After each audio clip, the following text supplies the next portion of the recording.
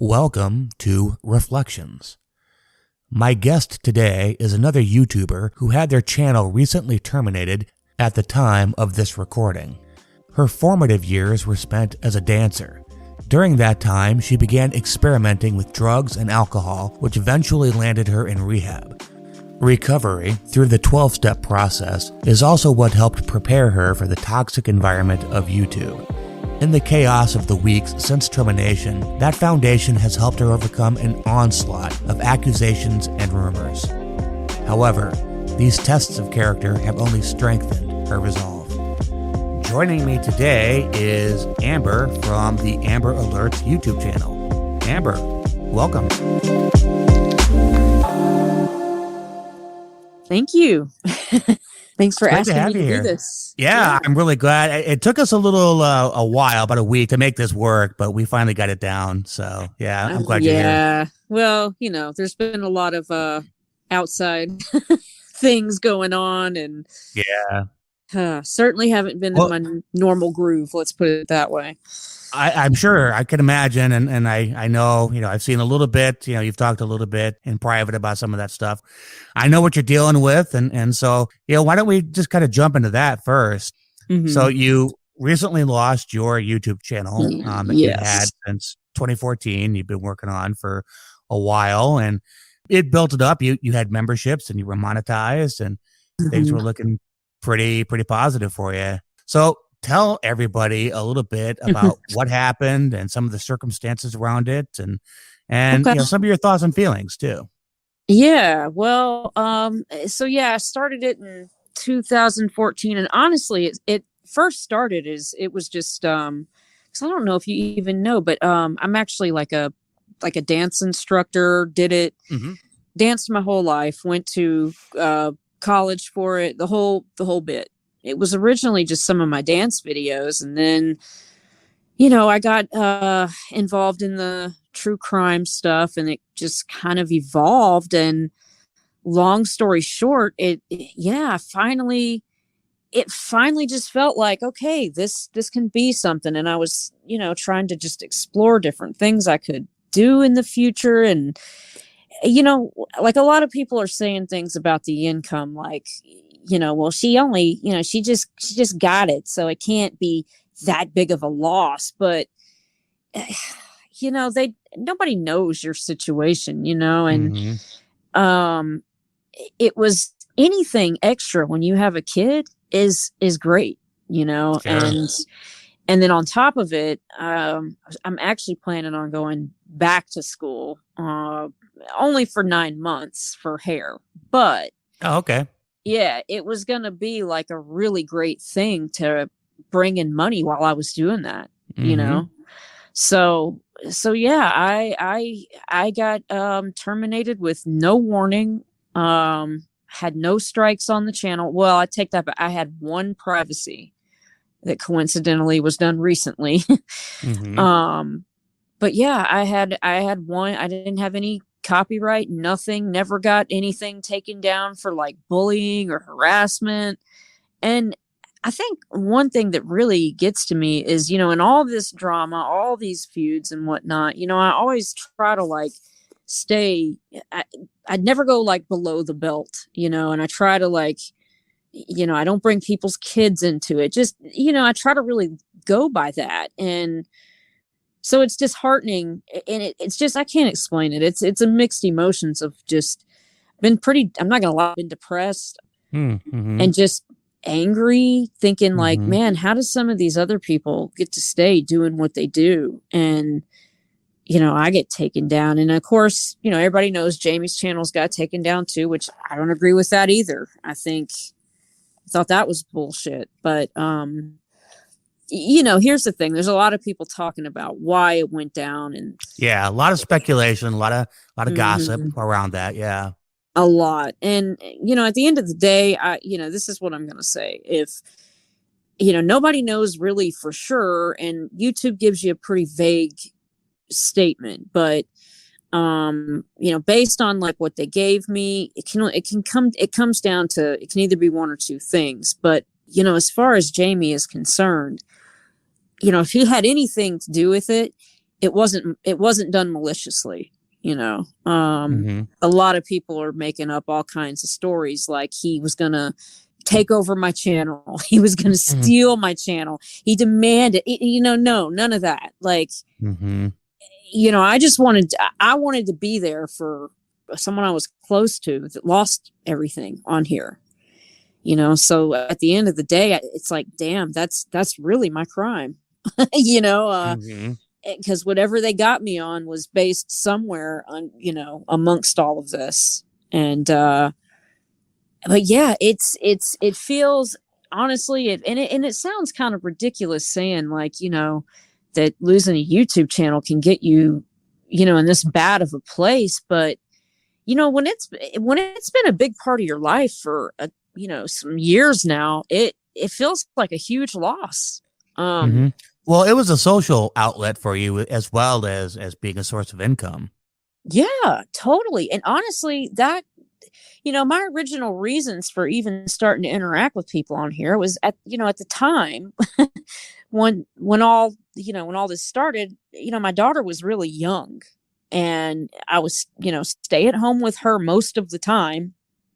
And I just wanted like some adult interaction, you know, Right. because it was just me and her, and you know, it was either Elmo or, you know, I just wanted interaction during the day with some adults. And it, you know, it just seemed cool to chat with people that had similar interests. And, you know, of course, I never knew like the shit that it would ever evolve into, you know? Yeah. Yeah. All the drama and all the crazy nonsense. Oh man, I tell you what, like before, you know, I really got involved into like the Chris Watts case and the true crime shit. You know, I didn't know what doxing was. I didn't know what, right. I mean, I remember swatting and CPS calls and right. Like, I'm like, swatting? Really? And I'll never forget. Let me tell you how naive I was. This is kind of funny. So, like I said, my channel originally, it had my like dance videos on it, and I wanted people to find it, and I wanted them to know it was me, you know. Like, it, you know, I had students that I would be like, oh, go check out my, you know, some of my choreography and shit on there, you know. And my channel was literally my full name and my picture, and it even had like a video with my daughter in it at first. Oh, okay. Now enter the true crime Chris Watts stuff. And I'll never forget, I made a video, and it was basically talking about this other creator that had just some really controversial opinions on the case. And I was just like talking and giving my take. And I'll never forget, a troll popped up right away, and they were like, oh, looky here, you know, da from the town of da is, you know, who has a job teaching at blah blah blah. I was like, how the heck did they find that so quick? Wow. Yeah. And I was like, oh man, okay, so this is how this goes on here. You know, I would have, you know, you don't think, if you've never had like any experience on the internet as far as this stuff goes, you just, you kind of think everybody is decent, you know, like, right. That, not the case. Yeah. Not here. No, at least adults, you know. Mature, you know, slightly mature, you know, maybe like, you know, high school maturity. Yeah. Yeah. I mean, don't get me wrong. I knew there were trolls, but but as far as, you know, people, you know, digging into your life and taking shots like that. Yeah. Background checks and then trying to scare you. And it's crazy. Over a different opinion on a case. Like, what? Yeah. That's even more bizarre. Yeah. Now, when was this? About what year was were you into the Chris Watts case? Let's see. That stuff started, I believe, 2018. Yeah. Okay. So about 5-6 years ago. Okay. Yeah. So so, and that thing became a whole, and I mean, there's still people on what everybody calls it Watts Island, but I mean, there's still people to this day, like on there arguing about the case and arguing about the, you know, the family of the victims, and, you know, because it's pretty controversial. Basically, they raised a lot of money to take another creator to court, and Oh, Doesn't look really? like, yeah, and Okay. it isn't. Over what? Well, it's funny. Yeah, okay. So they wanted to take him because of the fact that he talks about the case and I guess makes money off of it. Hmm. And the funny thing is he doesn't have any opinions bad towards the victims. It's actually Hmm. quite the opposite. He just has some wild like conspiracy theories on the Hmm. case, which you're allowed to have, you know. Hmm. So it's interesting because I got a lot of hate for just simply asking like logical questions. I would be like, okay, well, all of you saying that he's going to go to jail, what's his crime? Because if Right. if you're going to say a person's going to be in handcuffs, normally you can just, spit that answer out very quickly. Oh, theft, oh, this, that, whatever. And none of them could ever give me an answer. They would just go around in circles and talk about him milking the case, and I'd be like, okay, but unfortunately there's no law that says you can't milk a public case. Hmm. So it's never gonna happen. But they were all just insistent that this was gonna happen, and the family raised, I want to, could be either 32K or 35K, I can't remember the amount, but it was a lot of Hmm. money. Hmm. And now the same people that donated and did all that are going, okay, well, now where's the case that you said you were going to have? When is this guy going to court? He's still on YouTube. What? So it's a mess. And Now, was this on behalf of the family or yeah, so? Okay. Okay. yeah, Was the the family family. involved?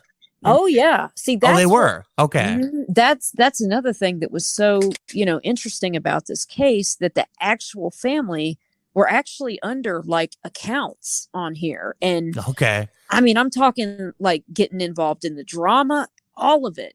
Hmm. I mean, Wow. they went up on panels, and it was always just.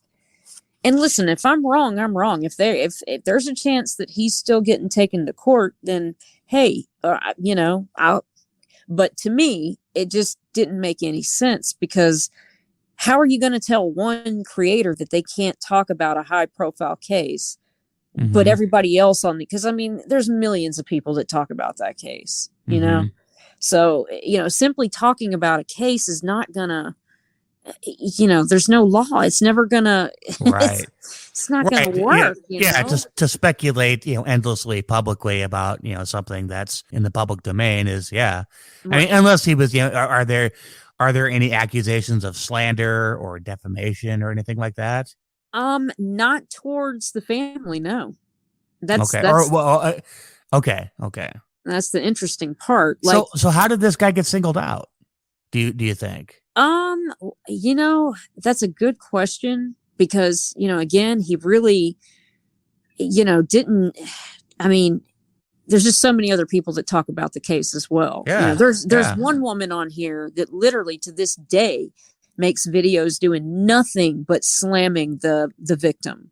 I mean, Okay. it's really disgusting and obsessive. But I think he's one of those. I mean, much like Jamie, he just started and attracted a lot of haters, and I think maybe because Hmm. he grew pretty quick and he made good money really quick.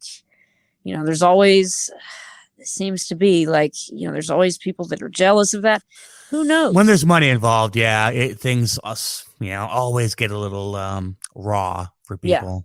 Now, and I will say, I mean, can he, do I agree with everything this guy's done? No. I mean, he's pulled some things like, for example, saying that, I remember once he claimed he was on the phone with one of the like head investigators of the case, and he had his earbuds in, and then some way he moved or whatever revealed that those headphones weren't even plugged in to anything. Oh, really? Couldn't see the light or whatever. Yeah. Yeah. Okay. Oh, that's funny. Yeah. So I mean, there is some things like that is, you would definitely be like, okay, really? Yeah. And the thing is, like, if you start telling one person they can't talk about a high profile case, well, what does that mean for, people in other high profile cases? Like, Does that mean, John Benet Ramsey's family gets to take everybody to court that's talking about their case? I mean, you know what I mean? Like Right. Yeah. it's just, It yeah, sets a bad precedence. exactly. And I mean, I don't know. I feel for that family. I mean, that's, and a lot of times in those types of situations, people think with their hearts and not their heads. Yeah. And I mean, it's easy to do. I mean, like I got drawn into that case simply because it broke my heart. I mean, I just couldn't even, fathom like the dad that killed his kids. Oh, it's a horrible case. But, yeah, a lot of people, they just go with emotions and, the family wants this guy off YouTube. Let's do whatever we can do to get it there, but they're not slowing down along the way going, okay, wait a minute, this may not work. And this is a lot of money to raise. So yeah, people do. They think they're doing the right thing, because the family wants this, and I don't know the circumstances around what happened, but I could kind of assume that the family, there was probably some feelings, one way or another with the family, and people just felt like, well, if the family is feeling some way about these things, and we're doing the right thing by stopping this person, by going after this person. Yeah. Right. Yeah. So, without really thinking, it's a very, like you said, it's a very emotional knee-jerk kind of reaction, and just nobody really thinks twice about the details and the specifics about what's actually happening here. So anyway, yeah, it's too bad, and then it takes before you know it, it takes on a life of its own, and it's too late, and it's a snowball rolling down a mountain. Oh, and it is. It doesn't seem to be going in a very good direction. And so how long has this has been going on? Since 2018?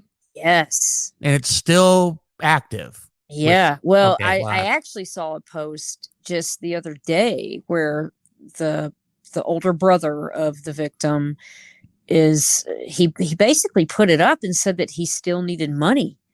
Oh, okay. That, wow. That he was, and here's the other thing. They're in the United States and this guy's in the UK. Like, it takes a lot to make that happen. And this is a civil case at best, so I'm like, oh man, they're asking for more money. Like, I just don't see this ending well at all. It's already not, going in a very good direction. And again, just for the people listening, I'm not, listen, if he ends up taking him to court, then hey, that's great. Whatever the family needs to, make themselves feel, better, or they'll never feel better. I don't know what the word is, but whatever's going to help. But safe or something. Yeah. I just feel like, the best, if I were close to him, I would just suggest to not even look online, if it makes you distraught to see these things. But again, the weird thing is that this guy never, he talked about their family member, but not in a bad way. He actually supports her. And it's actually this other woman that he's that would have a defamation case. Because he's saying that the husband's mistress had something to do with it. Which a lot of people think that, but so yeah, it's not even like you said, it's not even a defamation thing, but yeah, it took on a life of its own. And, and also I think a lot of people in this weird way, they got I hate to use the word starstruck, but, being that, the victims' families were so involved and these people, were interacting with them, getting to know them. And so, yeah, I just think, it turned into a huge thing. It's reality TV. I mean, and I think people feel like when they're a part of something like that, a high profile, even if it's, something horrific, like a murder. Was it a murder suicide or just a... It was a murder. Basically, this man he killed his pregnant wife and 2 kids. I remember this now. Okay. Yeah. And didn't he stuff them in a trash can or something? An oil tank. An oil tank. Okay. Yes. Okay. Like he worked at a site and took the bodies and drove them out there. And Oh Wow. God, yeah. That It, I sounds mean, horrific. it is heartbreaking, and I think it got everyone's attention because the guy seems so I mean, typical, normal guy. This was a Mm-hmm. beautiful family, had a beautiful life. Well, I mean, not, listen, I know everybody's got problems. I'm sure they had their Mm-hmm. problems, but I just mean, it looked like they had it all, Mm-hmm. like why? And of course, he started having an affair, and and I'm sure that had something to do with his motives. Now, whether or not she was involved, I personally don't think she is. I think he just did it himself. I think that's, at the end of the day, that's what happened. But a lot of people argue about that, and So so yeah. has this gone to trial? The case itself has Oh it gone to yeah. trial? Okay. Well, and it was actually the quickest. Oh wait, no. Okay, correct me. Let me correct myself. Okay. It didn't go to trial. It just went really quick. Like, I'm talking days after he was arrested, they sent him. They took him to court, and he went ahead and pled guilty, and that was it. Like, Oh, he pled guilty. Okay. Okay. mm-hmm, yeah, I'm fair. surprised though that the family's legal counsel would not advise them to stay off of YouTube and the internet, and Right. to be that involved. I'm shocked at that. It just seems, Yeah. unusual. Right. Okay. So now you can understand why I would ask so many questions and just speculate about the whole thing. It was Mm-hmm. just, it never made sense to me why is the family, and not only on YouTube, but they seem to just hang out in this little corner that's, I mean, we're not even talking big creators. We're talking like, Mm-hmm. the channels that they're associated with at the most have 1K subs. Okay. Yeah. Small, like, So like all of us, yeah, yeah, small channels, two, yeah, it would be five like K at them hanging most. out with us. Yeah. Yeah. A 10K channel is like, a big deal, Right. for around here. Yeah. Exactly. So it's, the whole thing was just kind of, just, I don't know, just interesting to me. It it just, I asked a lot of questions about it, but it definitely, just like I'm sure you've seen many things on the internet, Oh, definitely yeah. turned in. It started with the case, then it turns into drama, then it turns Yeah. into shit slinging and Yeah. People doxing and, accusing everybody of, whatever. Yeah. I'm going to take you to court. I'm going to take you to court. oh And yeah, god, yeah. I'm, Oh, I'm doing everybody's going this to and I'm doing court. that. And yeah. Yeah. No, it always, I don't know why it always goes there, with, I'm going to file a restraining order, and I'm, going to take you to Mhm. court for this. And it's just, yeah, and it never It happened. is. Well, I shouldn't say it never happens, but it's pretty rare. It is. Okay, I will say this. I have one friend on here, and I mean, I admire her like hell, because she actually managed to get an RO on somebody on here. Mm-hmm. But here's the thing that people don't Oh, I understand. think I know who you're talking about, but yeah, go on. I don't know if you've met her before. I'll say later. I don't want to say her Okay. name, but Yeah. but the thing is, she went silent for a year. Oh, okay. And Different person. Okay. Yeah. yeah, and this woman, drug her through the mud, called her the most horrific things, and didn't stop. And I've experienced abuse from the same woman, so Okay. it's not fun. I mean, but my friend, she totally went silent. She saved her evidence, saved it up, saved it up, saved it up, and and I remember at one point just thinking, like, this ain't actually going to work. It's been a year. I mean, why didn't she, I mean, we kind of laugh now, because I was like, God, man, she should just give up and come online and talk about it, or, whatever. But she didn't give up, and she saved her evidence, and she was able to get it done. So, yeah. Now she's in the UK, so things are a little different there. A little different. Yeah. Different legal procedure. Yeah. Mm-hmm. And talked to Daria about kind of that, that's really what you're supposed to do, is very methodically record every single incident and event, and file a police report every time somebody does something like that, harasses you, makes a negative video about you, whatever it is, so that you're building a case. And a lot of people want things to happen very quickly, but it just doesn't, it takes, I don't know, I'm guessing a year or more in this woman's case, to build that kind of a case. It's a Yeah. process, and you've got to just very methodically just kind of track it and record it. Oh yeah. You have to be patient. And a lot of Yeah. people can't do that. Because I mean, here's the thing. If you start going back and forth with that person, the courts see it as, equal It's mutual. Yeah, exactly. It's like, and we know some people who are, doing the same kind of stuff right now. And it's just like, hey, how could anybody take it seriously that you're going to take somebody to court when you're the one who is the aggressor in almost every instance? Right. Right. I mean, oh yeah, there's a lot of delusional people on here. It's sad but true, man. I don't get it, but what are you gonna do? Yeah. Yeah. But no, go ahead. Oh no, I was just gonna say, but yeah, you got to be patient with that kind of stuff, and you can't engage. That's the thing. You cannot engage, because then they literally see it as an equal harassment drama deal. So from the Watts Island stuff, how did this? Because I'm kind of curious. I'm just not very familiar. I mean, I have a very basic understanding of this history and the background and all the players and all that kind of stuff. So I'm kind of curious, from this Watts Island case, or from the Watts Island, online stuff, how did it sort of bleed out from there into all the drama that was going on back then? And well, okay, correct me if I'm wrong. How much of the stuff now is, kind of comes from that Watts Island stuff? And because I know there's like the McCamey or the McCaney Manor. I know that's another group of people that sort of had their own little drama, and then they sort of spilled into another larger group. So how much of sort of the current trauma community came out of the Watts Island? That's the question I'm trying to ask you. Yeah. It took me a while to get there, but I got there.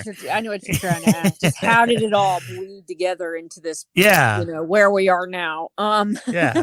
So, okay. So at least for me and for a lot of people, so we're involved in the Chris Watts case. Now, lo and behold, Natasha Cooper covered the Chris Watts case as well. Okay. Now, but the thing is, she wasn't really that big on here with all of that. She had more of a following on Facebook. What happened was, she did this live one day, and I'll never forget it, because she was basically, she was yelling at Save Robbie and this other creator to leave the Watts house alone. She was like, leave that house alone. I am going to call the cops, and you need to get off that property, because just shit like that. So so basically, Save Robbie started feuding with Natasha. Okay. And Save Robbie is from the Chris Watts case too. Oh, he is. Okay. Yeah. So I really think that is what started every, hence all the Natasha stuff. Because prior to that, I mean, she's always been arguing with people, but not to the extent of what it became. So her and Robbie made up, but that all of a sudden got Natasha a lot of attention and a lot of people from the Chris Watts case. So, and I found her. Now, I actually was a Natasha supporter for like close to a year, I would say. Okay. And when is this? What year is this? Okay, let's see. It would have been, not too long ago. When did she go down? That was last summer, right? It was last year. Yeah, 2022. Okay. So that's when I left, was around the time she went down. So, kind of back it up. And I was with her almost a year prior to that. So I'm getting all my years confused. It's weird. So 2021 is when you found her. Yeah, it's weird because I've been on here long enough to where I'm getting years mixed up. Like, yeah, same here. Yeah, I know. Right? Plus, I'm getting old too, so same. So there's that. But so that started all the Natasha stuff, and I, like you said, the anti-MM community bled into that. But a lot of people from the Chris Watts case, that's how they started bleeding into Natasha, Kim and Crafton, a couple different people. And Okay. so then, as you were Kim and Crafton, were they Watts Island? You know what? They were, but they came in, and I could be wrong. So sorry, Kim and Crafton, if I am, but they came in like the tail end of it. So Okay. they weren't, Okay. they were, but not the whole time. I don't believe. Yeah. I don't think, yeah. I'm thinking Okay. that. I think that's the case. Sorry, Kim and Okay. Crafton, if I'm wrong, but, They can correct the record if they want to. right. So as you know, after that, all the Natasha hate kicked off. Mm-hmm. All the, we hate Natasha. Natasha needs to come down. And at the time, now, when did all that start? Okay, that I would say started. Okay, so if I was there like a year prior to when her channels went down, I would say it started probably about 6 months into that year. So I'd say about 6 months prior to when so around the summertime. Okay, summer of 2021 then. Roughly. Yes. Yes. Okay. I think roughly. And it was really strange because like when I first started going to Natasha's channel, I mean, listen, to be honest, I just thought she was funny. Like I didn't care if people really want to give their money to her. I looked at it like, well, that's their business. If that's what they want to donate, like more power to her, I guess. But I just thought she was funny, and I thought she had like a realness to her. And back then, that was when like Robbie and Kim and Crafton and just so many other people were coming on her channel too.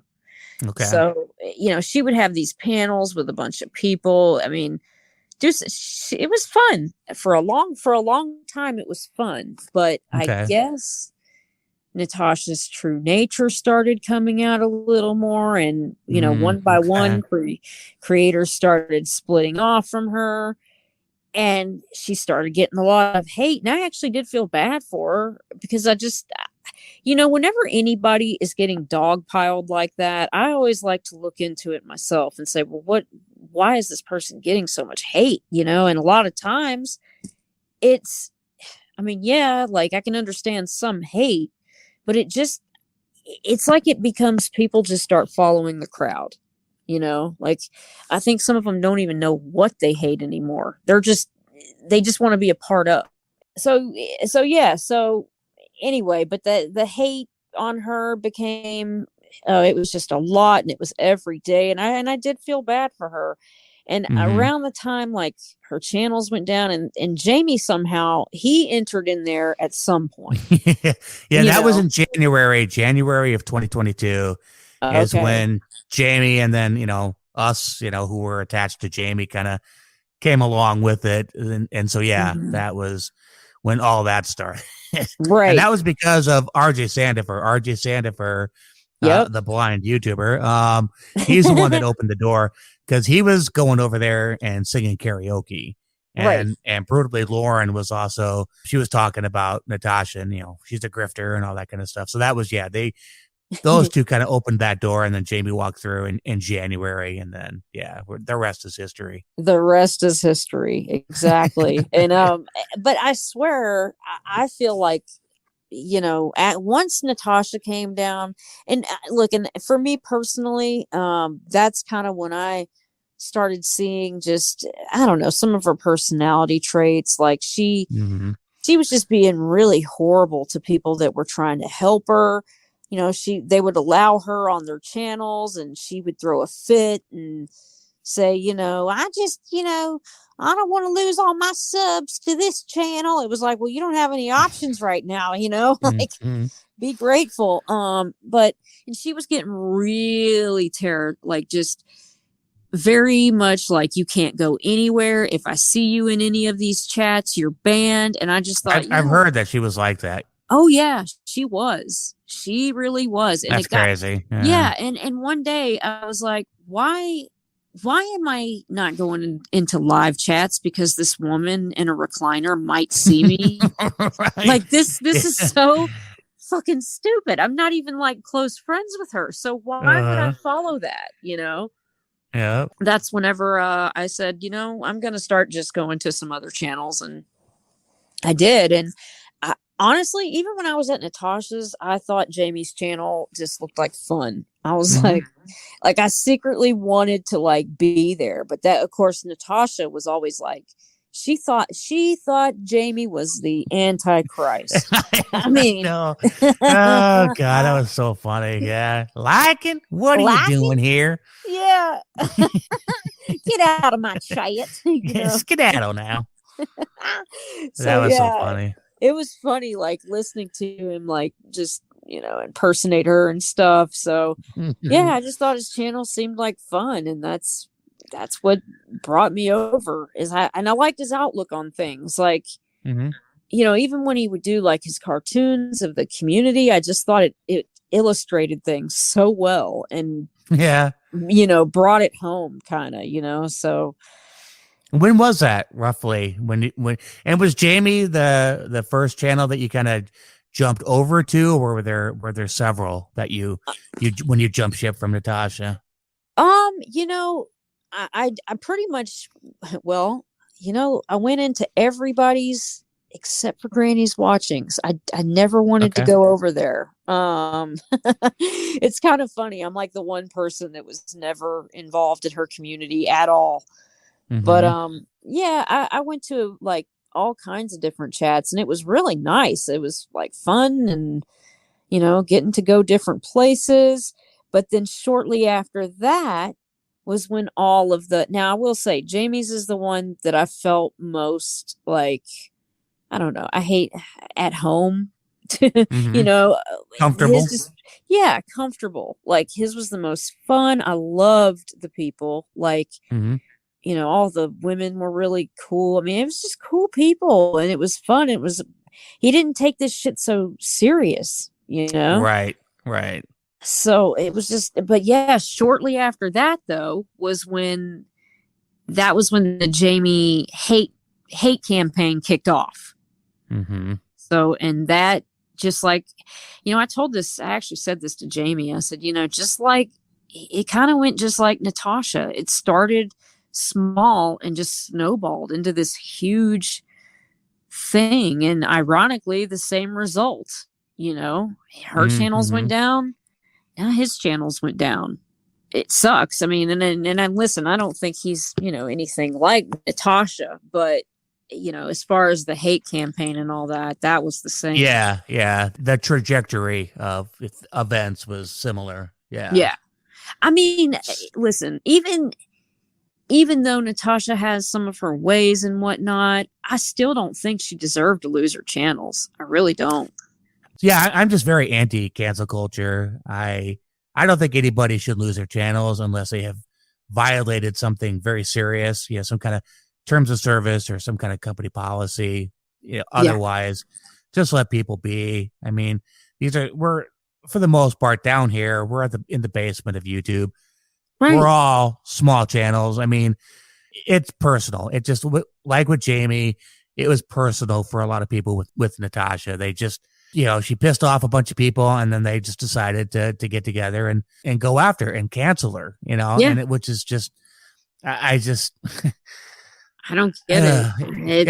It bothers me. I have a real problem with. I do too. With people doing, making, leveraging things like that, leveraging company policies and whatnot for their own personal agendas. And right. So, can we grow up a little bit here? Anyway, yeah. Same. I mean, it is possible to not watch if you don't like somebody. It's a real, it is simple solution. And exactly, unless they're doing something that just, really violates. I mean, once again, could Natasha be a bit of a grifter? Yeah. But, as far as what she was saying, what she was doing, is it really anything different than anybody else is doing on here? No, it's not. No. Same with Jamie, and with the Jamie hate, I mean, I've gone over it in my head so many times, just, because like I was telling you before, I try to see things from other people's perspectives. I Hmm. get people have like personal, they've had personal fallouts or what have you. But, Hmm. as far as his channel's concerned and people, saying he deserved to go down and this and that, I'm thinking, okay, even whenever let's just take him at his worst, all right? When I say Hmm. worst, I mean, okay, so he fights back.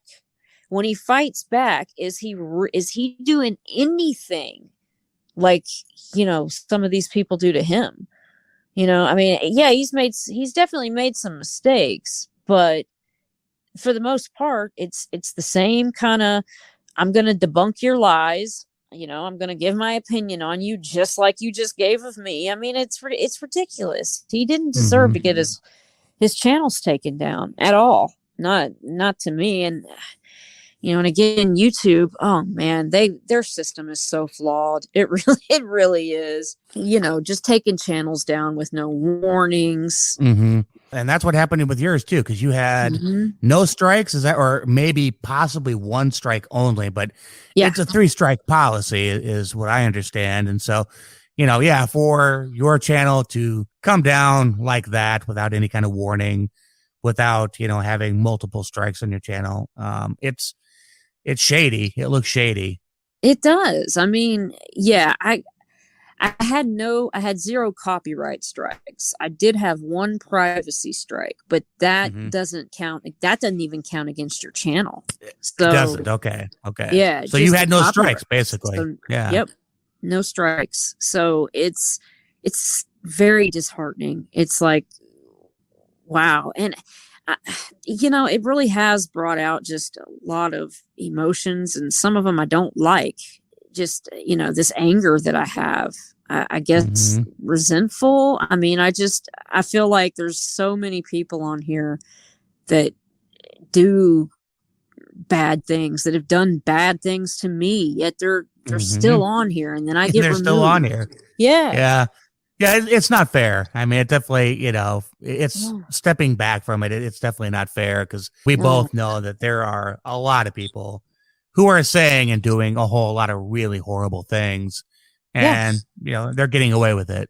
Exactly. I mean, it's just, and the thing is, even if YouTube, let's just say they did find something on my channel, well, I mean, I never got a warning. I mean, can't they give you a Hmm. warning or say, don't do this again? This will count against your channel or whatever they want to do. But it's weird to me how certain things only get you a strike, but then there's some things that will take your whole channel down, like this, band creator business. I Hmm. mean, so, and let's be honest, that's a rule that not many people on YouTube, I would think, would even know, that Hmm. can't have content. If it's like, if you have any content on your channel that's from a band creator, they can take your whole channel down. That's how a lot of people have gone down, actually. I wasn't aware of it, but Yeah, yeah, it's a yeah. strange rule. So yeah, I don't get it. But now, should that be enough to take a whole channel down though, with no warning? With no warning, That's, yeah. I mean, they should at least, give you a heads up. Hey, yeah, you're using, Bob Johnson's band content. right, Why don't you take it down? If you don't take it down in 24 hours, right, you're gonna have a problem. But yeah, I mean, something like that just seems reasonable. right. But yeah, it feels like, damn. I had just gotten my channel to a really cool place, and I was so excited. And a lot of people are saying things like, well, she didn't have that income for very long, so don't act like it was such a big loss. Okay, Hmm. well, my situation's really none of their business, but Yeah, number one, yeah. right. But every penny counts when you have a kid, and Hmm. that was going to be a great way to earn, when it was off season for dance classes, or when I go back to school for 9 months. They don't know those things. They just think, oh well, she won't miss it. But no, this was actually a really great thing. And I don't know. I guess that's why, like, I'm just kind of, I've been very bitter. Let's put it this way. I have not liked the place I've been in mentally. I'd say for the past week. And you know, you know, we talked about like bringing up recovery and stuff. I mean, let's put it this way. It just, for whatever reason, this just like shook my whole foundation that I'm sure it did. Yeah. That I have, you know, it just, everything that I've, it's just hard. It's hard to apply like certain things that I know that I've learned and I've trained my mind to think like, but it's really hard to apply them right now. Just living life on life's terms and all that stuff, you know, it's just hard. It's hard to, it is. Let's put it that way. And you've become, people are, of course, are using this now for content and are using you for content. And, you know, and you know, there's been a lot of dogpiling, a lot of speculation. Yep. I think I heard it was either today or yesterday. I heard a live stream, you know, kind of peeked in on it. Just all the kind of speculation about, you know, this is the reason why Amber's channel was taken down, you know, with all this very, you know, certain authority. And it's just like, right. You know, the very little bit I saw, I was just like, give me a break. A couple screenshots of some community posts. You're, you know, drawing conclusions that are false. And, you know, there's no way to make any connections between those community posts and your channel going down, you know, without seeing anything, you know, something from YouTube, you know, that states very explicitly, you know, X, Y, and Z reasons or why we took your channel down. So anyway, you know, there's just a lot of that kind of stuff going on, and just people just being, you know, kind of shitty about it, and you know, trying to pit you and Jamie against each other, you know, using you against Jamie, that kind of stuff. And that has got to be just adding insult to injury for you. Yeah, it does, and it's, you know, he's already under a lot of stress with all of this. Oh, for sure. Yeah. And then mine didn't, you know, and I, you know, that's another thing that I really hate, because, you know, I was just really trying to be really supportive of him and keep his spirits high, because, you know, I mean, he lost, how many channels has he lost? I mean, it's, all those years of work. I mean, yeah. I can't imagine how he feels, because I know how I feel. So, you know, but I really wanted to stay positive for him and help him out. Now, if I could go back and if I could do things over with this, first off, I would have told him, do not create any channels, you know, be patient, just chill. Yeah. Just write it out. Yeah. Just be patient and wait. Chill. Yeah. Yeah. And I would have just, you know, as far as him being on my channel, I would have allowed him, of course, to come on my panel, but would I have allowed the, you know, all the link dropping and just some of the other things? No, I wouldn't. Okay. You know, and there's no proof, you know, because that's been one of the accusations, you know, well, he put his links out there, you know, and that's why Amber's channel got taken down. That's pure speculation. It's pure gossip on people's part. There's zero proof that is the case, because you were given no explicit reason. Is that right? Yeah. So technically you don't even know the reason why it's just down. Yeah. And so, you know, but then of course that opens the door, because you can't just go, you know, here's the email I got from YouTube that says this is the reason. It leaves that door open for everybody in a community that is built around gossip and speculation to just gossip and speculate about all these reasons. Right. Yeah, because the reason that they gave it, even the reason is kind of vague. You know, it kind of lists some different. It's like they give like a few examples that all go under one umbrella, but it's like, okay, well, which one was it specifically? Was it right? You know, like, come on, and it's. Man, it's crazy, because, you know, you do these appeals, and I mean, I've kind of been driving Google crazy, if I'm honest. I like the full on Karen in me has come out with Google. I'm like, okay, no, I am not going to rest until I get the manager on the phone. You know, that's pretty much the approach I'm taking. I mean, and it's kind of been a full-time job for you since you lost your channel. It has. Yeah. Like literally, I really did spend at one point, well, I spent the day off and on researching, doing things to try to get it back, all that. And then I spent literally 7 hours straight trying to, there's a certain form that I've gotten my hands on, and talking to Google reps and stuff like that, because you can talk to it. But it's so funny, even when you get a Google representative, like I say, it's funny because it's kind of like, are you kidding me? Like Hmm. you get one and it's like, oh, well, I can help you to, get to this point, but then I can't help you anymore. Let me send you to this person. And then they literally just send you person to person to person. And, Yeah. The you know, bureaucracy, yeah, and the red tape, and you're just, yeah, you're lost in it.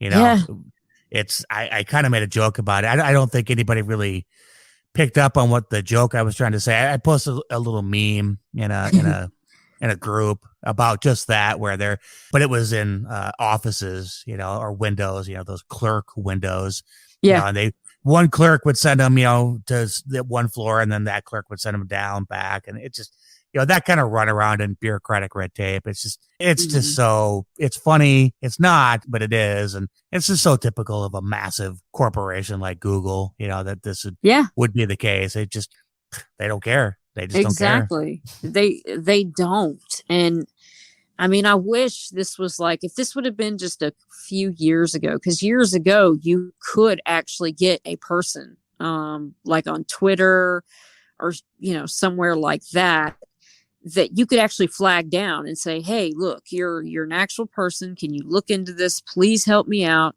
and people would get their channels back. But Hmm. now it's It's you all know automated, it's all is for the most automated. part. Yeah. I mean, you have to Yeah. like go through a whole process just to get to a person to speak Hmm. to. Yeah. It's that way And with so many companies now. It's infuriating. right. And like, if I'm putting on there, let's just say one of the appeals is just, I am so sorry. I will not do this again. You don't understand how much this extra income helped, yada yada. A robot doesn't have feelings. So they Yep. they don't care. They don't, they just, I don't even know why they have appeals. I mean, I do, but it's like, God, did they really read them? Because it doesn't seem like it. But I don't know. I mean, Crafton got his channel back. So And how I'm long did that take? That took several months. Is that correct? not really. No, It took 3, 3 months. Okay. which, in the big scheme of things, it's not that bad.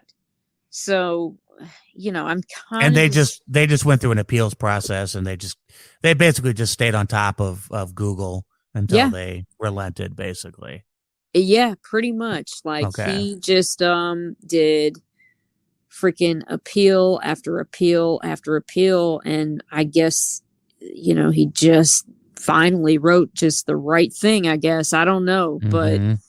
it's I'm holding on to hope, because he got his back. I'm like, okay, if he got his back, surely I can find some way to get this back.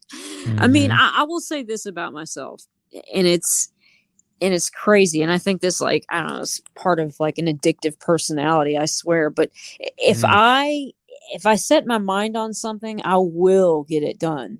Hmm. I mean, I've applied it in my life, whether it's good or bad. Like when I growing up and all the dancing that I did and my goals with that. I mean, I set out my goals and I did them. Hmm. Now, shortly around college is when my like addiction actually kicked off.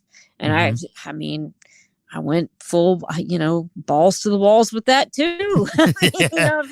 If I'm gonna do something, I'm gonna do it to the fullest. So, I'm kind of just, I'm on a mission, to be honest. So Uh-huh. I just hope it pays off.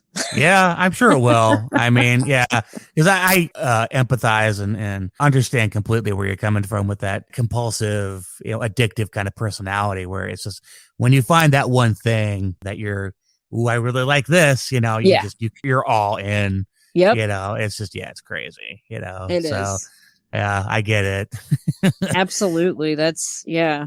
And Yeah, because right now, I mean, I'll be honest, even like when I just like log on and just watch YouTube, Hmm. it's hard for me to even watch everybody right now. Yeah, I bet. Yeah, I can imagine. Yeah, because you just do you have any way to interact and chat, or are you like even excluded from that at the moment?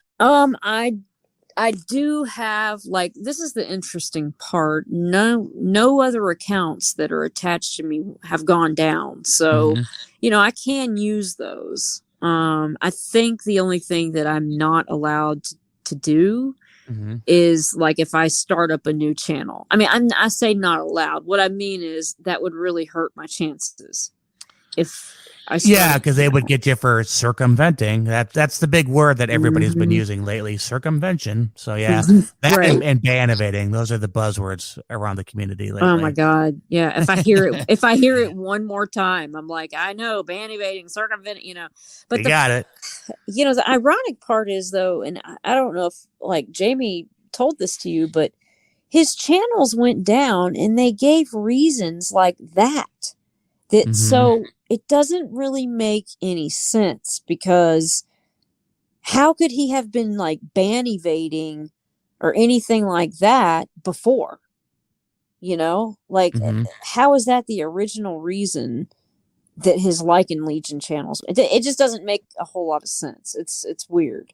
Hmm. um Yeah, I'm fuzzy on the timeline of how yeah. everything happened. So, I mean, if like, if they were able to take down one of his channels and then once that was down, they were able to go, okay, everybody, go in and get the other ones, because that one's down. Now he's circumventing. So let's go get him for circumvention. So I don't know. Yeah, I have no idea. I mean, that, I have no idea what these people got going on and, what they're doing. And, I don't I'm either. sure it's coordinated. I mean, it seems pretty coordinated.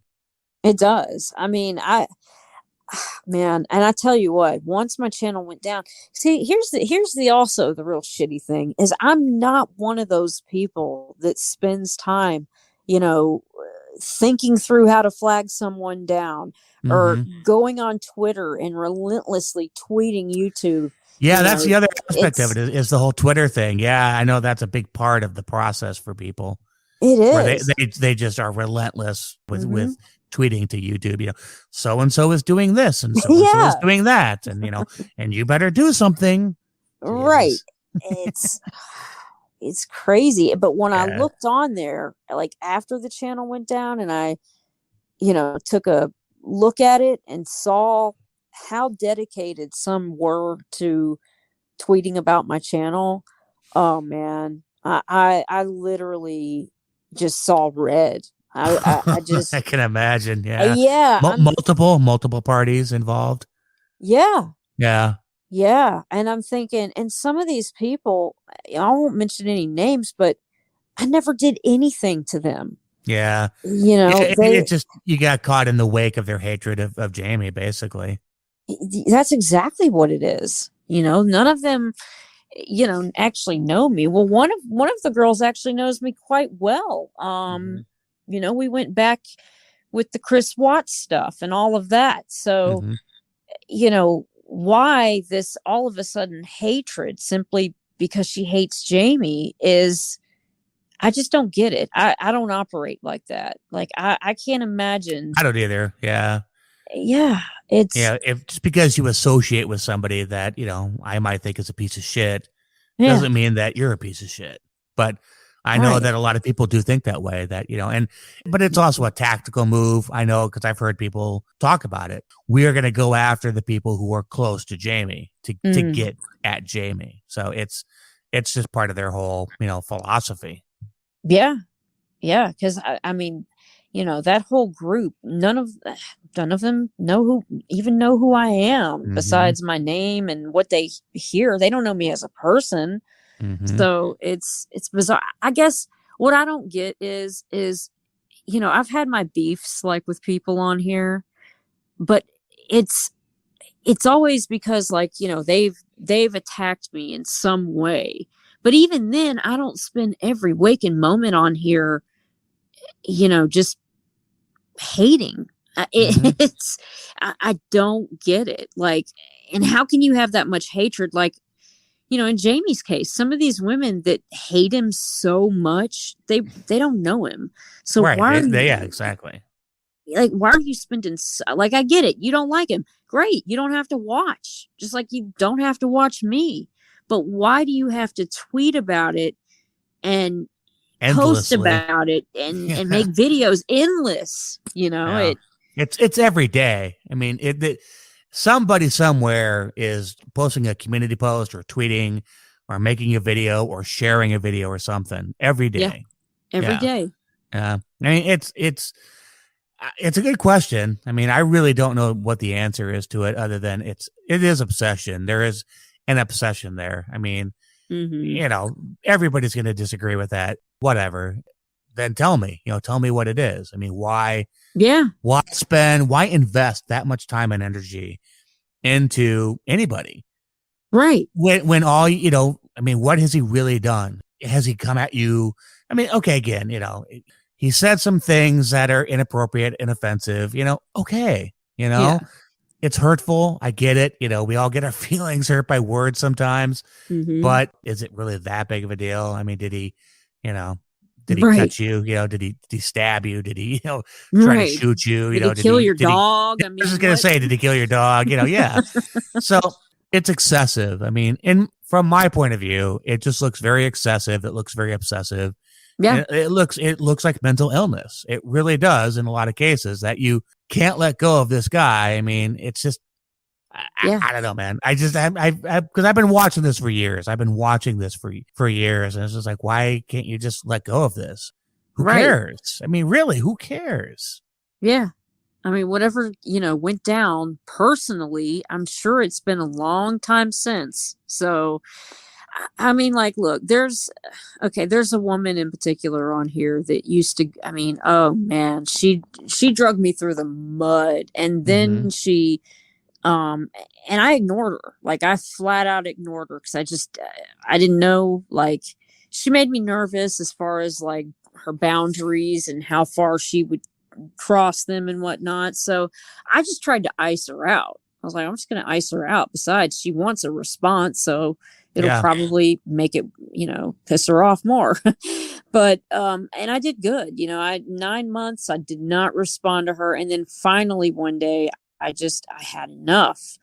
And even then, I still didn't fire it up and start going crazy, dragging her like some of these people do on here. But, after that, she ended up actually going for my daughter, who was 8 at the time. Oh, okay. And oh man, I'm talking literally dragged her for 8 hours. Oh wow. Yeah, it was bad. Like, when I tell you, see, that's obsession. I'm sorry. That's obsession.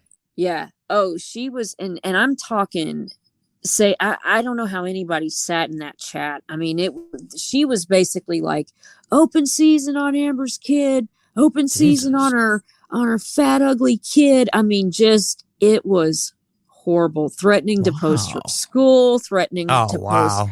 Yeah. And then at one point she said, I've got pictures of your kid, and I'm going to make a Dropbox, and I'm going to put it on a community post so everybody can get their hands. I mean, it was like, whoa. I mean, saying like perverted stuff about her. It was horrible. And it, of course I reacted to that. I'm not going to let that, I'm not going to let that go. Now, I did try to go the legal route, but she's in a whole different country. Okay. And it was like jumping through hoops. So so I responded to her, and let's put it this way. I held on to that anger for a long time on here. And don't get me wrong, when I think about it, those emotions still come up. But, I finally decided, like, I'm not going to let that woman steal any more of my energy on here. I'm not going to do it. I'm going to, I don't ever want to, even if she were to apologize, I don't want it. I want nothing to do with her. But, my point is, I can't imagine posting about her every single day.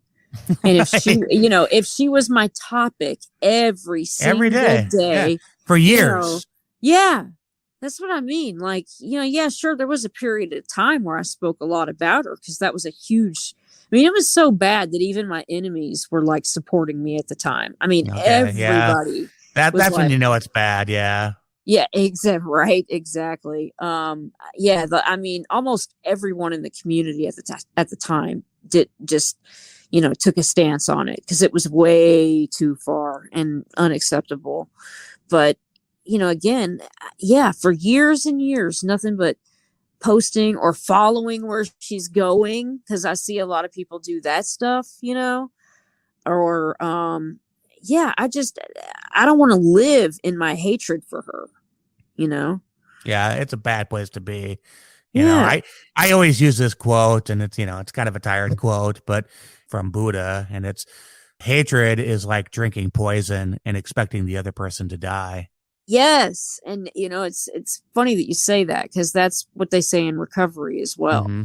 That holding on, if you hold on to resentments like that, because that's the number one thing in recovery that gets people to relapse is they don't work through their resentments and they hold on to them and it just festers and it festers and it festers. It grows and yeah. Yeah. And it gets into all those, crevices inside, and it's not a good thing. Mm-hmm.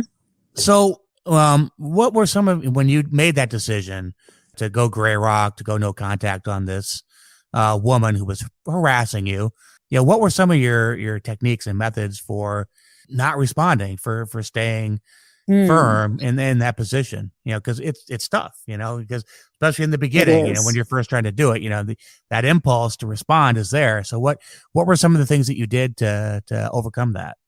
Well, okay, first of all, and I tell this to people all the time on here, and I just feel like it's such like a good rule to go by, because this is when a lot of people make a lot of mistakes.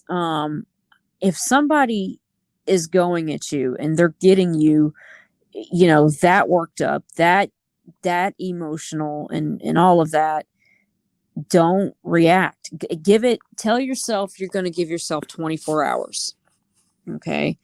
So, because the way I see it, either after 24 hours, you're either going to be like, I've kind of settled down now. I'm not as angry. Or you're at least, if you choose to, it's just not, you're not going to feel like responding after 24 hours. And if you do still feel like responding, you're going to be a lot more calm and you're going to be, your approach is going to come off different rather than right when you're emotionally charged, So I always tell people to wait 24 hours. But you know what, honestly, I kind of like use like the, same kind of tools as like recovery taught me because,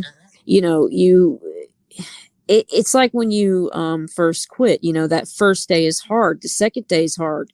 Third day's harder but, after a while, all of a sudden, like after you've, told yourself just for today, I'm not going to do it. Just for today, I'm not going to do it, and all of a sudden those days are adding up. And before too long, you're like, holy crap, I don't even remember what day I'm on. Yeah. And I'm not thinking about it. I didn't have to tell myself just for today, So one day at a time, as they say. It is, but I mean, that's literally how it was ignoring that woman. And the funny thing is once you've ignored a person for so long, this is the one thing I do feel like I have mastered. I mean, because I've done it with other people too. It's like it becomes a challenge and a game for yourself. Like, well, let's see how long I can go and not respond. And it's a test. It's a personal test for yourself. It is. And you know what's funny? It's actually like interesting to watch what the other person will do when you're not respond. Like, some people really lose their shit. Oh yeah. I got swatted. I was swatted. Really? I've been swatted before. This was 2012, I think. And it was all because I didn't respond to these people. And this is like a year later, and they were like, okay. And yeah, one day, literally 4 squad cars and about, 8 cops showed up at my front door. And I was like, oh, here we go. Oh, yeah. Damn. And they made up, they made up a story about that I was abusing my mother. Wow. Yeah. So anyway, that's, some people, that is how some people react to being, to going no contact with them. To go in no contact. That's it was just to get back at me, just to say, fuck you. Yeah.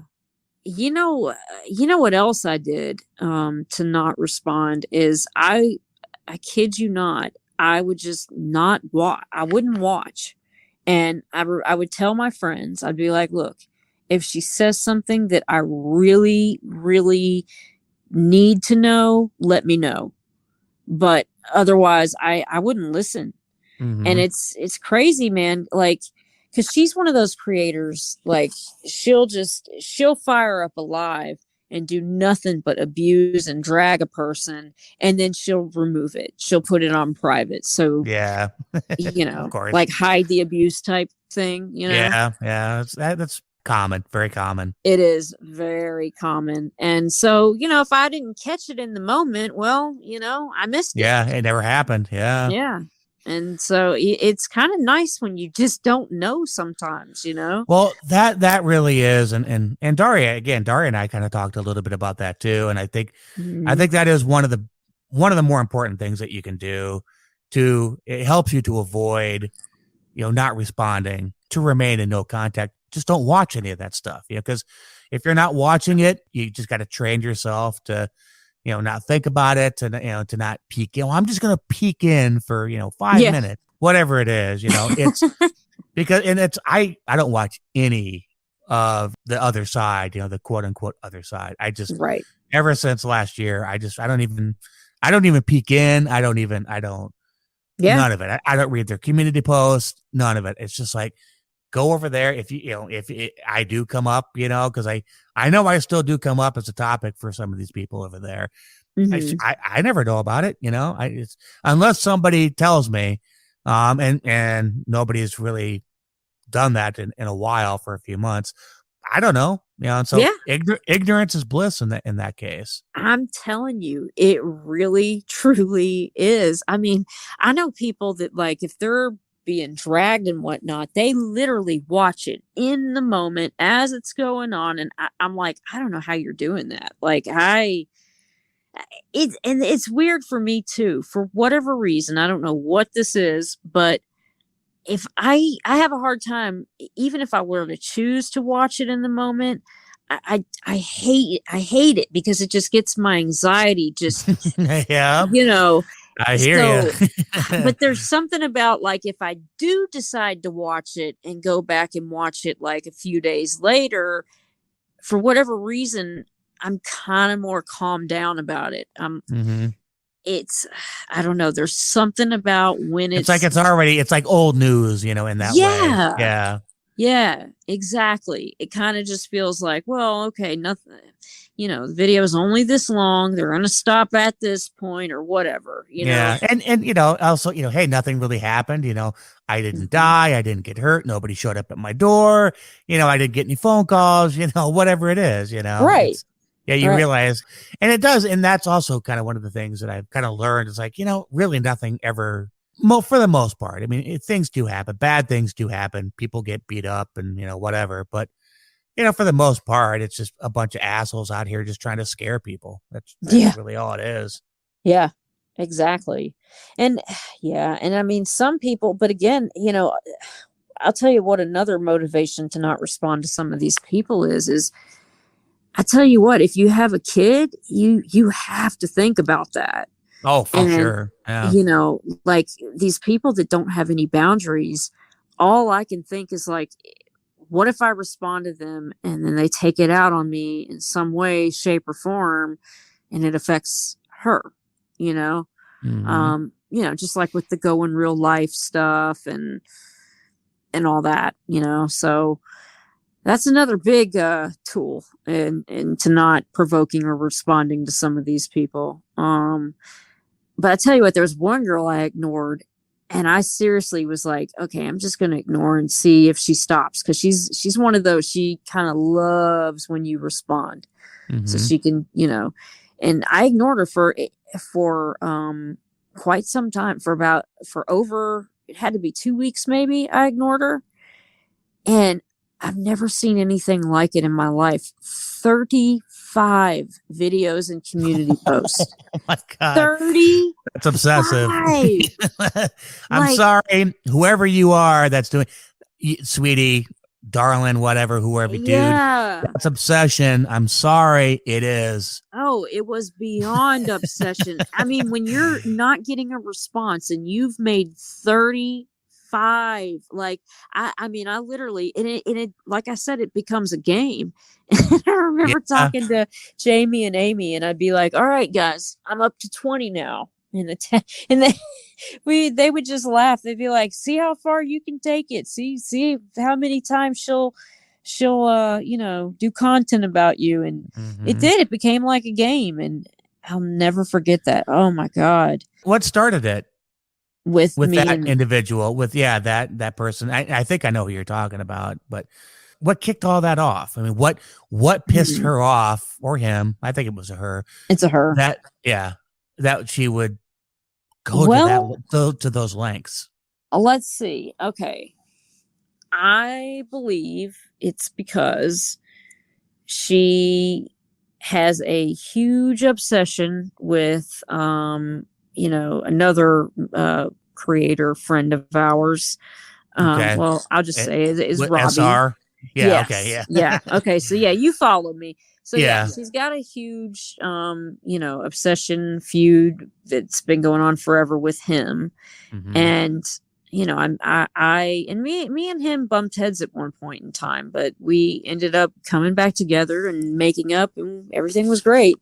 So maybe that I made up with him, and then, but she didn't really, I don't think that's what did it. I think what did it was, okay, so Jamie started getting it from her as well, simply because he associated with that guy too.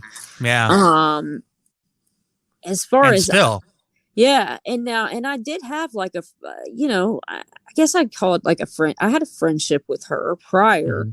Okay. Now she was never a close, like, best friend, just a friend that I talked to every once in a while. Now, at one point, I did have to block her because she just gets way too intense, and she can be oh my God. I mean, she gets abusive, like, and when you tell her, give her advice, like any good advice, she doesn't want to hear it, or any solution. And I kept trying to give her solutions. Like, well, why don't, this person said she would have you up with him. Why don't you do that?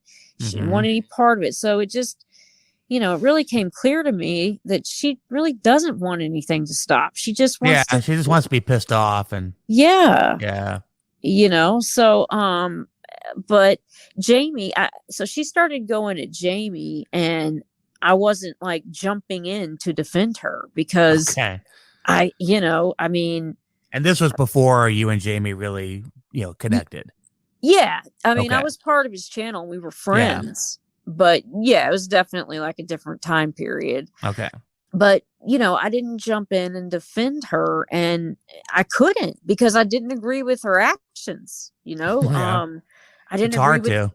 Yeah. I mean, she was poking the bear. She wouldn't stop. And she was saying some pretty disgusting things. And I tried to just stay out of it completely. But we had lost touch at this point. It had been like 9 months since I spoke to her. Oh, okay. Wow. So it's not even like we were, talking at the time or anything. So I just tried to stay out of it. So she made this video one day and basically went off on several different people for not sticking up for her. And I was one of them. And Yeah. Okay. that's when I said, you know what, I've had it. You know, you're like, because she was trying to bait me prior to that too, and I just said, okay, that's it. I'm done.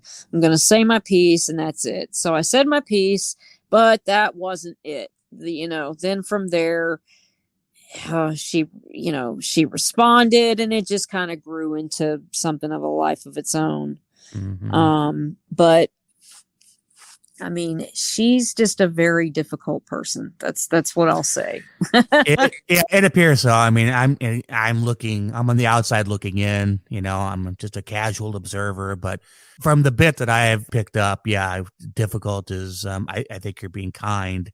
Yeah, I am. I mean, I remember. Like I said, go ahead. Yeah, go ahead. No, you go ahead.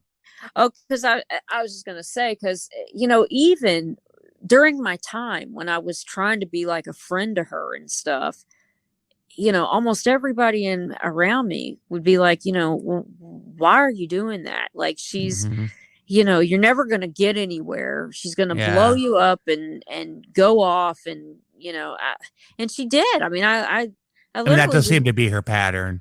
Yeah, that's what I'm getting at. It's her pattern. She doesn't, she pushes everybody away, and then she just gets like this weird obsession and this is her problem. And, I said this to her a long time ago, is that she expects for the whole internet, the whole community to see what she's gone through, validate her, and stick up for her. And it just doesn't work like that. Yeah. Yeah. You're never going to get that. Yeah, that's a lot of personal stuff that she just isn't dealing with. I mean, it's kind of become a cliche, I think, at this point, for all of us. Go to therapy, there's all this. But there is. I mean, there's just clearly, there's a lot of mental illness, out here. And there are a lot of people to me, it just sounds like a lot of unresolved trauma, a lot of unresolved past issues. It's a lot of it just comes from childhood. It just does. That's just the way a lot of this stuff works, your attachment, modes and, all that kind of stuff. And, just unless you are working that stuff out or actually, doing something to overcome it, like with alcohol and drugs, unless you're working on those behaviors, it's just nothing's going to change. And you're just going to keep acting out and acting out and acting out. And I'm sad. I mean, part of me is, on the one hand, it's kind of like, damn, bitch, get it together. On the other hand, I'm like, yeah, damn, I get it. And I feel for you. I really do. I do. Because I'm there. I've been there, and I'm there now. I'm dealing with a lot of heavy shit, that I just have never dealt with in my life. And for me, I got to that point where it's like, another relationship. I've ruined another relationship because I can't get my shit together. I've got to do something. I got to fix this once and for all. Yeah. And so, that's what kind of propelled me on this little journey that I'm currently on, trying to fix myself. So anyway, that's awesome. I empathize with you. Yeah. I empathize with you. I know you are.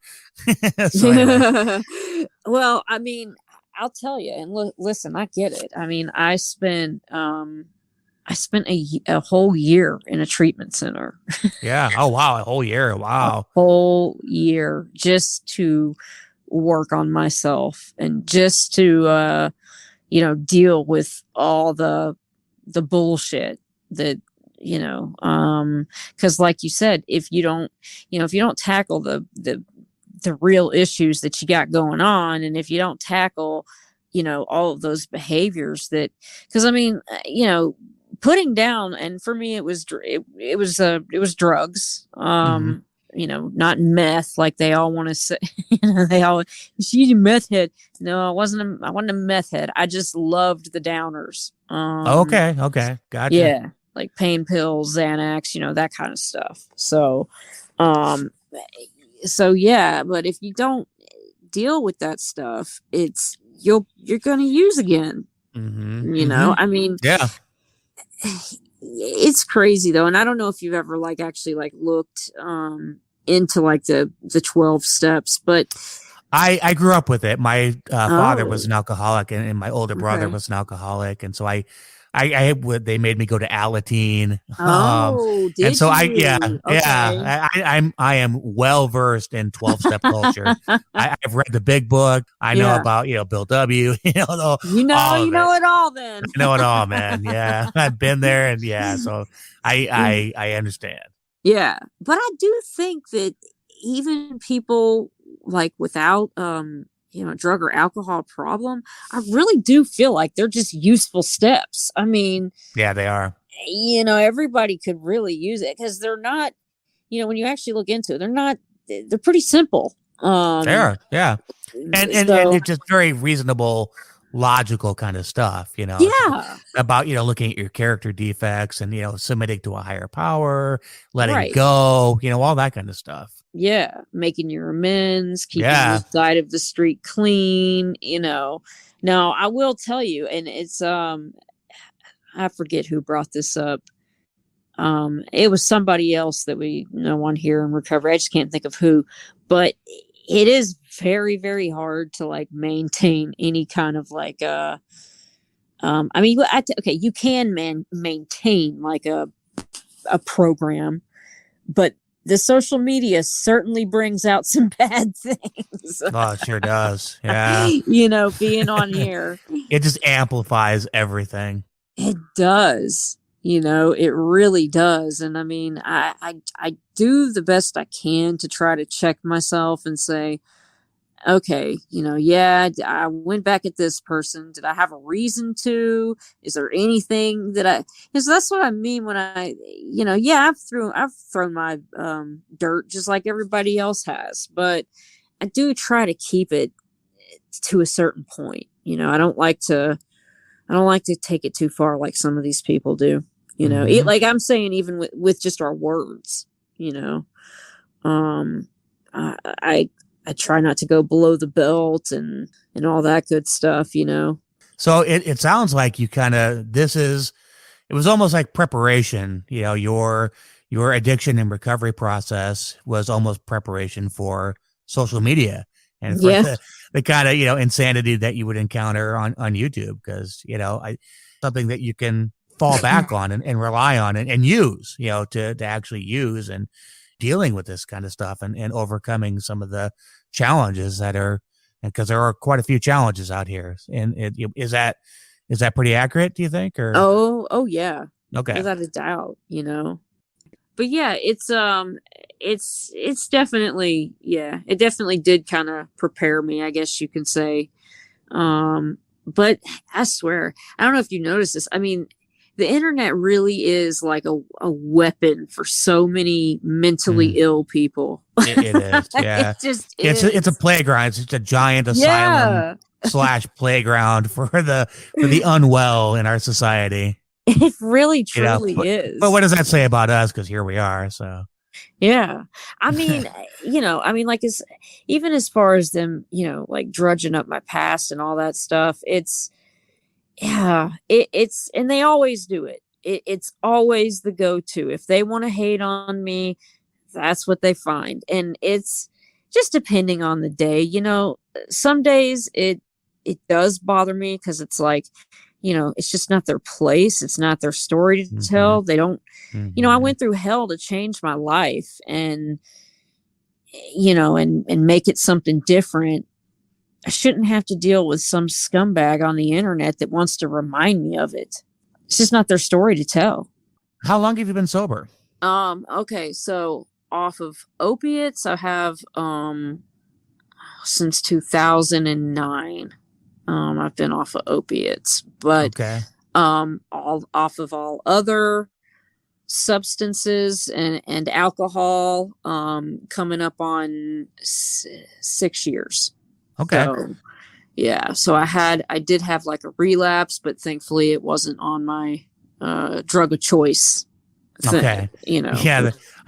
Drug of choice. That's a term I'm very familiar with. Yeah. Is this a hereditary genetic thing? Do you have any family members who have struggled with addiction? Okay. Oh yeah. Yeah. My dad, my My mom is an alcohol. She is an addict alcoholic that never picked up, if that makes any sense. Like like a dry drunk kind of a thing. yeah, like she Okay. has all the isms, and Okay. Yeah. she like she acts it out in different ways. So with her, it's shopping. She will go, blow all her money, just buy, buy, buy, buy, buy. That's her, that's her thing. But Okay. Yeah, that was my mom's thing too. Yeah. yeah, let's put it this way. If she ever did pick up, oh, God help us all. But yeah, my brothers have both they both have their own story to tell, and and things that they've overcome as well, and they're both successful and doing fantastic. But Oh, that's good. Yeah. yeah, but yeah, it was it's been a journey. I mean, prior to that, I mean, I like, for example, like, well, it would take forever for me to get through my whole entire story, but Sure. Yeah. Just the highlights to give or lowlights. just to give like a little, let's see. I got sober in 2004, stayed clean for 5 years, and then had a really, really bad relapse, got clean. And then I just kind of, I put together a few months here and then relapse. I put together a few months there and then relapse. I mean, it was just, I've had a lot, it's been a lot, but I do feel, solid, fine. I never want to say like I'm cured, because that's just, you don't ever want to go there. Exactly. Yeah, it's a process. Yeah. Ongoing. Yeah. But I feel good. I feel good where I'm at. Let's put it that way. How old were you when you first used? Let's see. I dabbled in high school with different drugs. Like I tried ecstasy, and of course I smoked. I know that was the thing, right? But and of course I smoked pot. But for the most part, when I was in high school, I was extremely focused on my dancing. I was, I had goals. I wanted to achieve them. I mean, it was my life. And so I got a full ride to a school in Pennsylvania that is like one of the it's like one of the best dance schools in our country. And when I got there, of course, and it's so funny, everybody laughs, but I swear everybody's story either begins with, well, I met a girl or I met a guy. So, so I met a guy, and then that guy he liked to party and do different drugs. And I kind of had this chip on my shoulder, and I had a lot of pent up anger, just with stuff that went on in with my family. And I was just mad at I was young and just mad at the world for some reason. And I really had it in my head. Like I thought I earned like getting fucked up. I was like, you know what? I earned this. I can do it. But nobody ever thinks that it's going to just grab them, like it did me. And it just so happens that, Oxycontin was the drug that got me. That was the thing that, yeah, like it was like, okay, yeah, this is it, this is it. But yeah, just like anyone else, it never starts just, do it once and then boom. It over time, it just got worse and worse. And whew, man, it took my soul. Did it really? Okay. Oh God, yeah, it took my soul. I mean, I have no clue how I ended up graduating. I really don't. Somehow. I mean, I was a dance major, so if it had been anything I had to study for, forget it. But still, I don't know how I made it. But yeah, I mean, I've had a lot of close calls. I mean, I've OD'd before. Oh, you did? Okay. Yeah, I mean, I'm lucky to be here. I really am. Did you end up in the hospital? Yeah. Okay. Yeah. Were they pumping you out and all that kind of stuff? Yeah, it was. They throw that tube down into your gut, and God, yes. Yeah, it's bad. Bad. I don't know. God, looking back, it's like, damn, what was I thinking? But you weren't thinking, you know what I That's mean? just it. Like Yeah. Yeah, exactly. Yeah. You're you're just sort of reacting constantly to every little thing in your environment. yeah, I mean, it literally, gets to the point where your full-time job is waking up, figuring out how you're going to get money and doing what you need to do. Hmm. It's horrible, And I did a lot. I lied a lot. I mean, my parents had divorced at that point, so Okay. I was able to kind of play them a bit. Like I would be like, Mom, Dad's not giving me any money. Can you send me money? And Hmm. say the same thing to my dad. And yeah, and it just man, there's no telling how much money was blown. Really makes me sick. And of course that's Yeah. all, stuff in the past, and everybody makes their amends and all that, but yeah, just glad that chapter of my life is done. But yeah, I spent a whole freaking year in a treatment center, and I mean, of course So it how got. did Mhm. Go ahead. how did that come about? I mean, how, Okay. because normally it's about, 28 days, 30 days. I mean, did they just keep keeping you there basically? They thought I was really sick, so no, I'm just kidding. Okay. I was a special case. They wouldn't sign me out. No. So all right, let's see. So I had gotten arrested, and that was kind of like my rock, that was the rock bottom, if you will. Hmm. And from there went straight to a detox facility, spent 10 Okay. days there. And when I had hit my rock bottom, I think I was arrested 4 different times. Oh, wow. So yeah. So when I was in a detox, and I mean, this is why, like, one, and I'm super pissed about losing the YouTube channel. But when I think about things that I've lost before, like, it's really sad, because I had, like, before that relapse, I had recovery, and I had built up my life. I had gotten all these fantastic teaching jobs. I was dancing in a company, and I mean, I lost it all, and Wow. I really had no choice. First of all, I was, I needed it just because I needed it.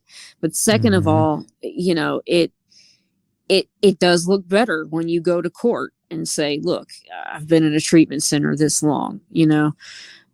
Judges look highly upon that stuff. So Hmm. I remember my mom saying, like, look, you really don't have a choice. And I knew I didn't have a choice. And quite frankly, I wanted to go. I was tired. I was sick. I was Hmm. tired. And, I knew I needed to just be away from everything.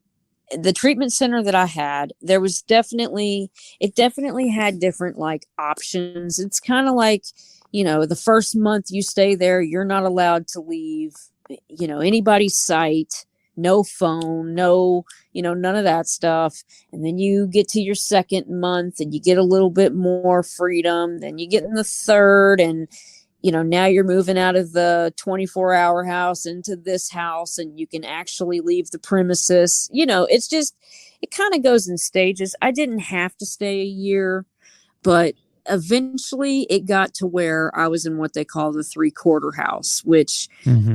which means technically you're still part of the treatment center, but you have freedom to drive, to go to work, to um, basically live your life. You're just still there, so you can come back to a support network, and just kind of until you're comfortable just to fully get back out on your own again. Okay. How But long did you stay there? in the 3/4 house, I can't Yeah. remember, but I mean, I was there a year, and that was, I mean, clearly that was the bulk of it, was the three Oh, it quarter was. Okay. house. Okay. Yeah, I Gotcha. mean, I wasn't like on lockdown for forever. But I would say at least the last 6 months I was in 3/4. Okay. So, and I got lucky. Like, a lot of the work that I lost, I didn't get it all back, but I got some of it back. That's And nice. yeah, and people were very, I guess because it's the arts, and I mean, the art world is, it's not uncommon for, There's a lot of, there's a lot of mental illness and addiction, and yeah, we're all fucked yeah. up, you We know? creative people were goofy, yeah. Right, exactly. If you're creative, you're goofy, and we're emotional people. It's just We're how very we emotional are. people, yeah. Very. So it's really not that uncommon, you know. It's not like I worked at a freaking I don't know, some business plant or you know. So, but I remember like I called one of my bosses, and I didn't know what to say at first, and luckily she was just like, listen, you don't have to tell me where you're at. All I want to know is if you're okay, and yes, you have your job if you will come back. I was like, wow. Nice. Yeah. And I mean, that was actually my job at Atlanta Ballet, which is that's like that's the best student place around here anyway. Okay. So, the most well known and all that stuff. So, I mean, that was like a godsend. So, you know, I guess the moral of the story, and maybe this is how we wrap all this up, is that I do know things do work out. You know, like I know they work out, and I know everything is always just something that you look back on and say, you know what, that's a thing in the past. I got through it. And if I hadn't have gone through it, then this wouldn't have happened or whatever, you know? So, you know, bringing it back to losing my channel, you know, am I happy about it right now? No, I'm very upset about it. Extremely. And, you know, but I know, hey, I've lost a lot worse in my life, and, I'm either going to get it back or I'm not. But if I don't, you know, shit's going to work out. So, yeah, it's that trust. And that's one of the big things I'm personally am going through is learning how to trust in the universe or God or, you know, whoever your higher power is. Hard. It's just, you know, that letting go, not trying to control everything, not overthinking things, just trust that it's going to work out. And, you know, however it works out, it's going to, you know, if you're meant to be with that person, if you're meant to have that thing, you know, whatever it is, it's going to happen the way it's supposed to happen. Yeah. But God, yeah, I work on that every day, you know. Now, you have to. Yeah. Now I will say this is actually kind of funny. But I feel sometimes like, cause that's what I'm sorry, there's a train. I don't know if you heard that, but, a little bit. Yeah. In the background. Yeah. That's all right. Yeah. But same with me, everything you just said, I try to, you know, every day, is it, you know, just living life on life's terms. And if this is meant to be, it'll happen, you know, all that good stuff. But there's certain times it's like, okay, yeah, if it's meant to be, it'll be, but you know, still have to put in the work. Exactly. Get what I want. But Yeah. then sometimes I like abuse that whole mindset, right? And I'm like, well, you know what? I'm not going to do anything to try to make this happen. I'm just going to, you know, sit here around and let God do it all, you know? Yeah. I've been in that. Yeah, I definitely feel you on that one, where it's just like, if it's meant to be, then you'll just give it to me, you know? Right, It's like, right. It's like, no, you got to meet him halfway. Yeah. Yeah, it's like, no, you got to put in some work. Yeah.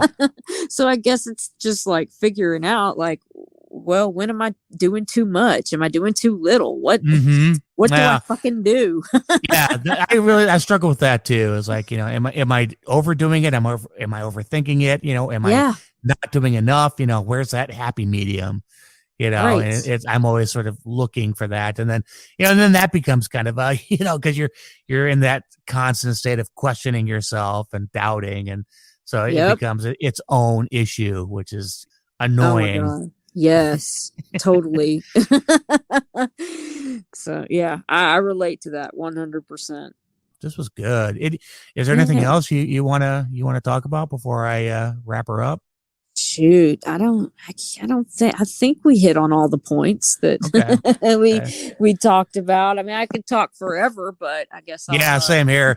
And I'm thinking about, because Daria and we did not cover a lot of stuff, and I'm thinking about maybe doing like having 2 or 3 people onto the podcast. And so I might just have like, you and Daria come on and kind of we'll talk about, a little bit more about, what's going on in YouTube and addiction and recovery and that kind of stuff. Oh, that'd be great. Like I said, I love talking with Daria. She's cool. Yeah, she's very cool. Yeah, she was, and her podcast will be out Sunday. So yeah, everybody can check that out on Sunday, May 14th at 8 p.m. Eastern. So yeah, sometime down the road, we'll kind of do this again. I think there's lots to talk about. And so, yeah. And, hopefully this is beneficial and entertaining for people. I think it is. It's already kind of starting, I've gotten a lot of good feedback so far for the most part. So I'm happy about that. Yeah, I'm really happy about that because I don't know. I just kind of did this on the spur of the moment kind of a thing. It was like, you know what? I've been thinking about this for years. I'm just going to do it. Screw it. Who cares if people hate it? Who cares if nobody watches it? I'm just going to do it. So yeah, here we are. This will be episode 5. Anyway, I really enjoy this. And this is my attempt at trying to give back and to not be such a selfish, isolated person anymore. This is just my attempt at, just reaching out and trying to, be a part of something greater than myself. Yeah. So, yeah, I mean, well, I really appreciate it because honestly, it's kind of gotten me it's been nice. It really has, because this kind of got me out of my head and out of this funk and, everything that I've, been trying to do all week. And so, yeah, and I thought that it would be. So I'm glad that we did this tonight. Good. And I say keep at it. I mean, if you get any negativity, you know what? Fuck it. This is your Fuck thing. it. Yeah.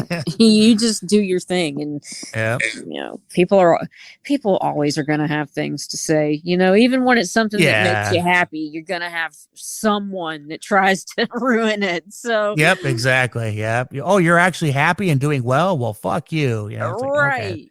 Thanks for being a wet blanket. Yeah. So yeah, I think it's awesome. Keep at it. Yeah. And thank you. Well, thank you. Again. Yeah. Yeah. Thank you. This was really good. So, well, that is it for this episode of Reflections. Amber of the Amber's Alerts channel. Thank you so much for joining me tonight. Thank you. Yeah, it was a bit of a slog to get here, but we got here. So. We finally got here. We finally got here, and then the internet acts up on us when we get here. But right, whatever, Hey, yep. The universe is throwing us curveballs tonight, so we'll roll with it. Exactly. So, yeah, thank you so much. You're welcome. Donation links are in the description box below. Your donations are welcome and greatly appreciated. And that is it for this episode of Reflections. Thank you so much for tuning in and listening, and I will catch you all next week. Thank you.